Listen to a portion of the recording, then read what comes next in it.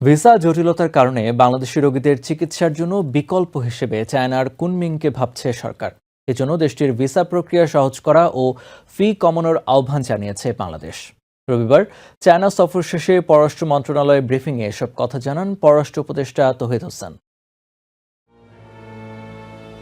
চিকিৎসার জন্য বাংলাদেশের সহজ গন্তব্য ছিল ভারত। তবে গত বছরের 5ই আগস্টের পর দেশটির পক্ষ থেকে সেখানে বাংলাদেশিদের যাতায়াত সীমিত করা হয়েছে। এ অবস্থায় চিকিৎসার জন্য ভারতের বিকল্প হিসেবে চায়নার কুনমিং শহরকে চিন্তা করা হচ্ছে বলে জানিয়েছেন পররাষ্ট্র উপদেষ্টা মোহাম্মদ তৌহিদ হোসেন। এ নিয়ে আলোচনাও হয়েছে কুনমিংয়ের কয়েকটি হাসপাতালের সাথে। চায়না সফর শেষে ঢাকায় ফিরে রবিবার পররাষ্ট্র মন্ত্রণালয়ে এক সংবাদ সম্মেলনে একথা বলেন তিনি। ডেপুটি গভর্নর উনি এসেছিলেন এবং ওখানে কথাবার্তা হয়েছে, তারা এই ব্যাপারে 2-3টি হসপিটালকে আইডেন্টিফাই করেছে।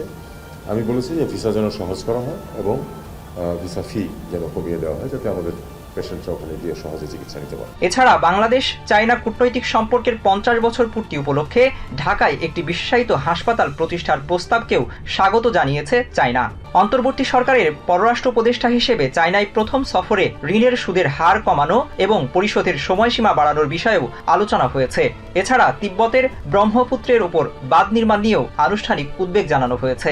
তবে তিস্তা নদী নিয়ে কোনো আলোচনা হয়নি বলে জানান পররাষ্ট্র উপদেষ্টা। অন্যদিকে উন্নয়নের পাশাপাশি চাইনিজ ভাষা শিক্ষার জন্য বাংলাদেশে আন্তর্জাতিক মানের একটি প্রতিষ্ঠান গড়ে তোলার জন্য চায়নার প্রতি আহ্বান জানিয়েছেন জামায়াত ইসলামের আমির ডাক্তার শফিকুর রহমান। রবিবার গাজীপুরের কালিয়াকৈর উপজেলার সফিপুরে চায়না দূতাবাসের সহযোগিতায় শীতবস্ত্র বিতরণ অনুষ্ঠানে প্রধান অতিথির বক্তব্যে একথা বলেন তিনি। অনুষ্ঠানে উপস্থিত ছিলেন বাংলাদেশের চায়না রাষ্ট্রদূত ইয়াও ওয়েন। অনুষ্ঠান শেষে এতিম শিশু ও শিক্ষার্থীদের সাথে কুশল বিনিময় করেন রাষ্ট্রদূত। Minhajul Islam, TVN 24 news desk. New York থেকে সম্প্রচারিত টিভিএন 24 টেলিভিশন বিশ্বজুড়ে বাঙালির কণ্ঠস্বর।